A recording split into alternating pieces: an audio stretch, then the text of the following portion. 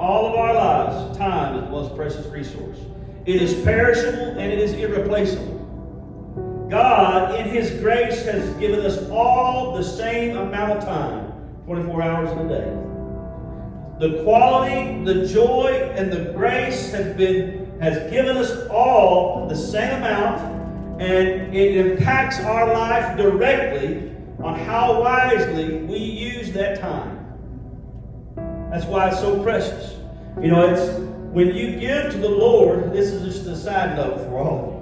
When you give to the Lord, it is a wonderful gift. It's not just our increase, our first fruits, but it is time out of your life that you spent working. You spent earning a living, and yet you're giving that part of your life to the Lord that you're never going to get back. That time, you're never going to get back. So not only are you giving of your finances, but you are giving of your time, of your life. So, as a good steward of the Lord, every second that we are giving, we should use time that the Lord has given us. But many times we all become too busy. He did more in 3 years than what we'll ever accomplish.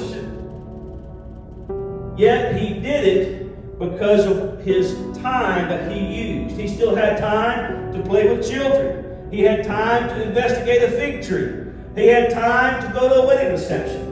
He had time to sit at a well at noonday to meet a woman at the well. See, He had time for everything, but He used it because we all use time.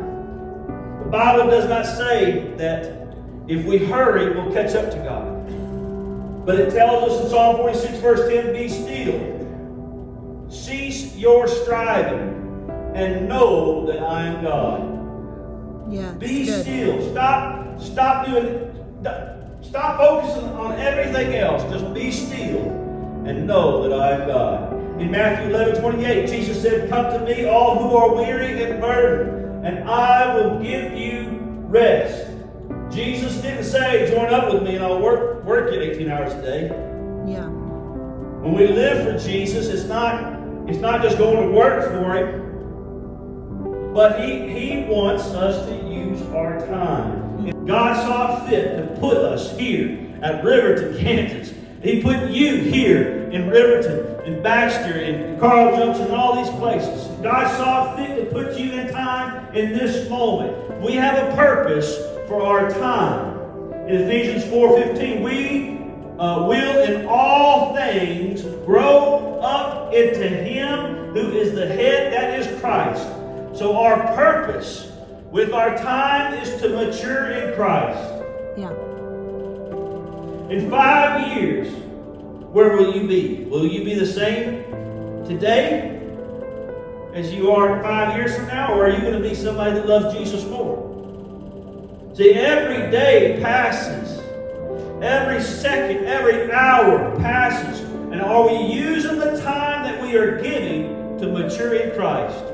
Or to stay a babe? That's good. See, later Paul and Peter both addressed it about quit drinking the milk, eat the meat, get into the deep things of God. Why? Because there was a progression in their life of maturity, that they used every moment of time to progress their relationship in Christ.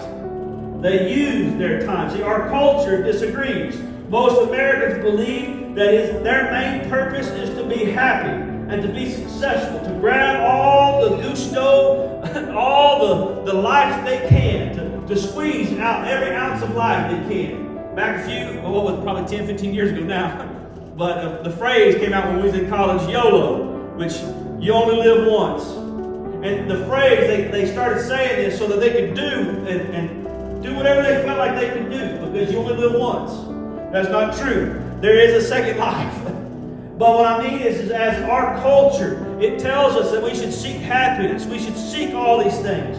Even our history says the life, liberty, and the pursuit of happiness. Those are wonderful things, but that is not of God. You're not going to see those words in heaven. Yeah. The American dream many times is the Lord's nightmare. Because the American dream is to seek your riches, to build your kingdom. But what does He tell us? He says, Build His kingdom. Seek Yeah. first His kingdom.